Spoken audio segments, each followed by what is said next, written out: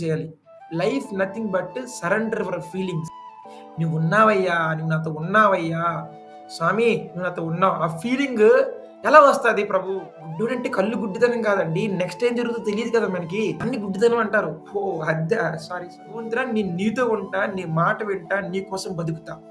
అది భగవంతుడు నన్ను కాపాడు అంటే దాని అర్థము భగవంతుడు మిమ్మల్ని కాపాడటం ఏంటంటే మీరు ఆయనతో ఉండడం, ఆయన కోసం ఉండడం, ఆయన కోసం బతకడం, ఆయన చెప్పినట్టు ఉండడం, ఆయన రక్షణలో పెరగడం. నాకు ముందెళ్ళే దారి తెలియనప్పుడు నడిపించే భగవంతుడు ఉన్నాడు కాబట్టి నాకు దారి తెలియపోయినా పర్లే. నేను గుడ్డివాడిని నమ్మొచ్చు కానీ కళ్ళు ఉన్న వ్యక్తి నా తోడుకున్నప్పుడు నాకు గుడ్డివాడినే కాదు. భక్తుడి శరణాగతి భగవంతుడికి. కృష్ణుడితో ఉన్నవాడికి ఎట్లా ఉంటుంది? కంటికి కనిపించట్లేదు వాడే మనకి నడిపిస్తాడులే అనుకుంటూ కుదరదు. కంటికి కనిపించే వాళ్ళే మిమ్మల్ని చంపుతుంటారు, కానీ కంటికి కనిపించేవాడు నడిపిస్తూ ఉంటాడు. దైవత్వం అనేది కనిపించిన అవసరం లేదు, నడిపిస్తే సరిపోతుంది. కంటికి కనిపించే బంధువులు ఎంతో మంది మనకి ఇబ్బంది పెడుతుంటారు, కానీ కంటికి కనిపించిన బంధువు మనకి ఇబ్బంది పెట్టడు. కృష్ణ వాసుదేవ కృష్ణుడు మనందరికీ చాలా ఇంపార్టెంట్. ఆయన మన లైఫ్లో ఆయన మనం మిస్ చేసుకోకూడదు అనమాట. పొద్దున్నుంచి రాత్రి వరకు ఆయనతోనే ప్రయాణం.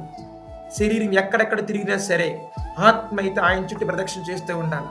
ఇది మీ జీవితంగా మార్చుకోవాలి. కష్టం వచ్చినప్పుడే కృష్ణ కాదనమాట, ఎల్లప్పుడూ కృష్ణ స్మరణ, కృష్ణుడి పట్ల ఆసక్తి. జీవితం అంటే ఒకటే లక్ష్యం, ఆసక్తి ఆసక్తి ఆసక్తి.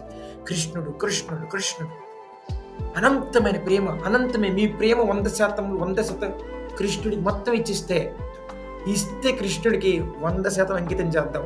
నామం ద్వారా. నామం ఎక్కడ ఉంటుంది? సాధువుల సాంగత్యంలో.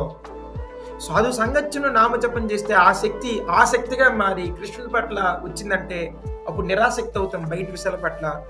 అదే మీకు నిజంగా పవిత్రతనిచ్చేది. ఎప్పుడైతే మనం భగవంతుడి యొక్క బోధన చేస్తామో మనము చాలా పరిశుభ్రంగా ఉండాలి. చెప్పాలంటే ఒక అద్దంలాగా మెరుస్తూ ఉండాలి. అలా క్లీన్గా ఉందనుకోండి, అప్పుడు ఆ సూర్యకాంతిని మీరు పక్కింటి కూడా ఇవ్వచ్చు అనమాట. అదే అద్దం పైన దుమ్ము ఉందనుకోండి, పక్కింటి కూడా వెళ్తానమాట.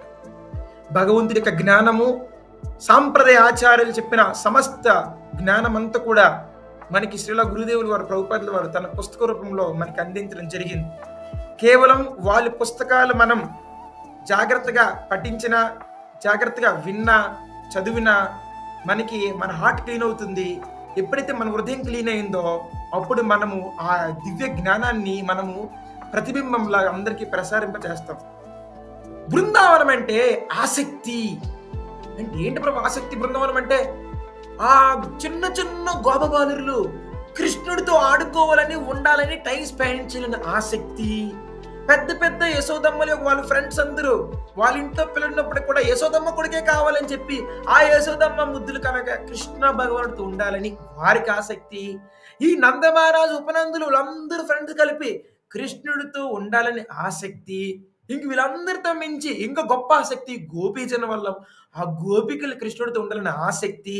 ఇంకా కృష్ణుడు ముందుకు వెళ్ళిన కొలది అక్కడ చెట్లు కృష్ణుడి కోసం చల్లగాలి వీసి కృష్ణుడికి నీడనివ్వాలని ఆసక్తి. అక్కడ యమునా నది ప్రవాహం ఆ కృష్ణ భగవాన్ కోసం మంచి మ్యూజికల్ సౌండ్తో అందంగా యమునా నది కృష్ణుడికి సేవ చేయాలని ఉండాలని ఆసక్తి. సకల జీవరాశులు ప్రతి జీవరాశులు బృందావనంలో అందరికీ ఒకటే ఆసక్తి. కలియుగంలో మరి ఆసక్తి ఎట్లా ప్రభుజీ? అంటే బృందావనం వెళ్ళాలా? అక్కడ బృందావనం వెళ్తే ఏం ఆసక్తి ఉంటుంది? అక్కడ ఎవరైనా చూపించే ఆసక్తి, లేకపోతే బిల్డింగ్లు చూస్తే మనకి అర్థం కాదు. మరి అదే ఆసక్తి కృష్ణుడి పైన ఉన్న ఆసక్తి మనకి రావాలంటే కలియుగంలో ఒకటే దిక్కు. ఈ సాధనకి సాధువులు కృప తోడవుతుంటుందో, గురు కృష్ణ వైష్ణవ కృప. ఆ కృపయే మనకి భగవంతు నామం బాగా చేసే అవకాశం ఏర్పడుతుంది. కాబట్టి గోపికలు ఉదయం ఉన్న ఆసక్తి, ఆ ప్రజలందరూ వ్రజజన వాసులందరూ ఆసక్తి కృష్ణ అయితే ఆ యొక్క ద్వాపరయుగంలో, ఈ కలియుగంలో ఈ ఉదయం తరగతులు ఉన్న ఆసక్తి మీరు ఎంత పెంచుకుంటే అంత పవిత్రమైపోతుంటారు. ఇది ఖచ్చితంగా జరుగుతుంది. ఎటువంటి చిన్నప్పుడు ఆట వస్తువులపై మోహం ఉంటే వయసు పెరిగే కొలది శరీరం పైన వ్యామోహాలు, తర్వాత ఆ బై ప్రొడక్షన్ మీద వ్యామోహాలు. చిన్నప్పుడు వ్యామోహం ఉండదు, వయసు పెరిగే కొలది వ్యామోహాలు ఎక్స్పాండ్ అవుతుంటాయి. ఆసక్తి అనేది మీకు మాయ మిసుట్లా చేస్తుంది అనమాట. చిన్నప్పటి నుంచి మరణించినంత వరకు మీరు కృష్ణుని ఇచ్చుకుంటూ వెళ్తే మీరు సరిగ్గా ఒక యంగ్ వయసు వచ్చినప్పుడు కూడా మీరు స్త్రీకి కానీ పురుషుడికి కానీ అట్రాక్ట్ కారు. అండ్ ఎందుకంటే మీకు ఆసక్తి కృష్ణుడే.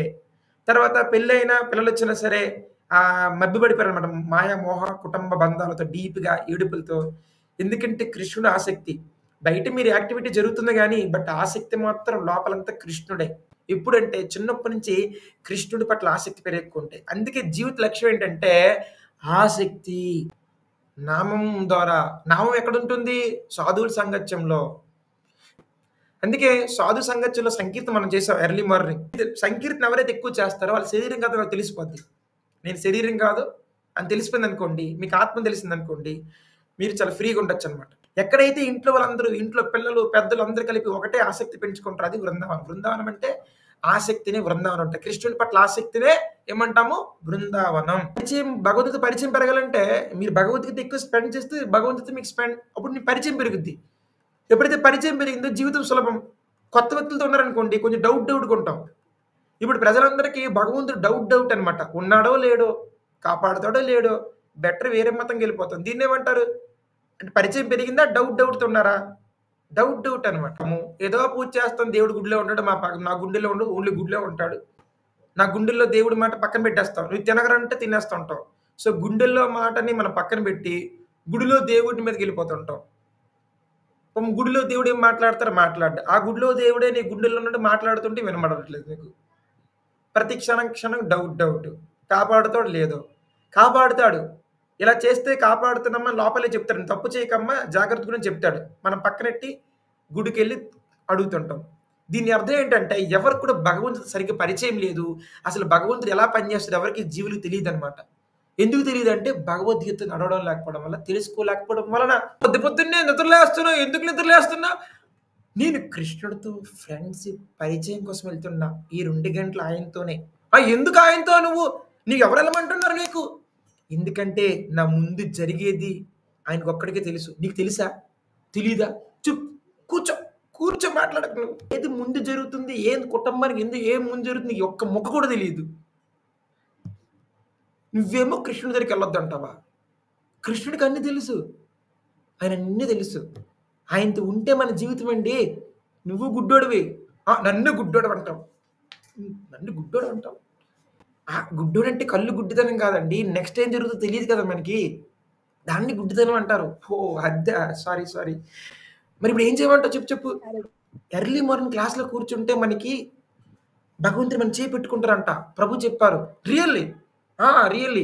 మన ఫీలింగ్‌తోనే భగవంతుడిని ప్రేమిస్తాం. ఆ ఫీలింగ్‌తో నామజపం చేయాలి. Life nothing but surrender your feelings.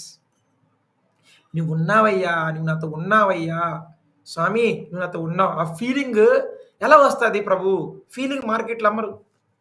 Cinema థియేటర్‌లో కామం అమ్ముతారు. సినిమా థియేటర్‌లో కామం, భయం, కోపం అమ్ముతారు. బట్ భగవంతుడి పట్ల ప్రేమ అనే ఫీలింగ్ ఎక్కడ అమ్ముతారు? ఈ ఉదయం తరగతిలో. ఒక వ్యక్తితో సంబంధం అంటే ఆయన అందంగా ఉంటే సరిపోద్దా ఏంది? ఆయన ఎవరు? ఆయన పుట్టే పూర్వత్రాలేంటి? ఆయన ఎంత ప్రేమిస్తాడు మనల్ని? ఆయన ఎలా రక్షిస్తుంటారు? లేదా ఆయన దగ్గర ఎంత జ్ఞానం ఉంది? ఇవన్నీ ఆయన తెలుసుకుంటేనే దట్ ఈస్ కరెక్ట్ లవ్. అంతేగాని ఎంత అందంగా ఉందంటే బయట అయిపోద్దనమాట. సో, మీరు గుడికి వెళ్ళినా మీరు చూసిన మూర్తులు బయట అందం బాగానే మంచిది. పవిత్రం చేస్తుంది. కానీ అన్నిటికంటే ముఖ్యం కలియుగంలో కళ్ళుతో చూడడం కాదు కదా! క్లాస్‌కొచ్చి చెవులతో వినడం. ఈ లాజిక్ ఎవరు మిస్ కాకూడదు అంటున్నా. మీరు 1,00,000 గుడులకెళ్ళండి. మీకు భగవంతుడు అర్థం కాడు కలియుగంలో. జస్ట్ ఒక చిన్న క్లాస్‌కి